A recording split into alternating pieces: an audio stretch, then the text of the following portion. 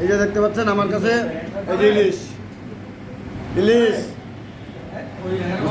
এটা হলো ইলিশ মাছ। এই ইলিশ মাছ আমরা দেখেন আনামানাম ইলিশ মাছ খাই। হ্যাঁ আমরা আস্ত ইলিশ খাচ্ছি দাদা।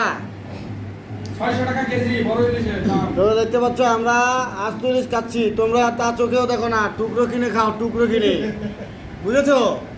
আর আমরা কিন্তু আস্ত ইলিশ কিনে খাচ্ছি, তোমরা জীবনে চোখেও দেখবে না আস্ত ইলিশ, বুঝেছো?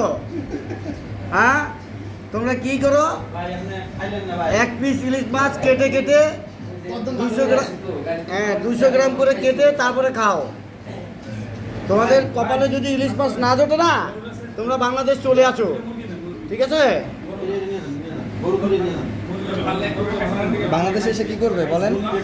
বাংলাদেশে এসে এরকম আস্ত ইলিশ খাবে, বুঝতে পেরেছো?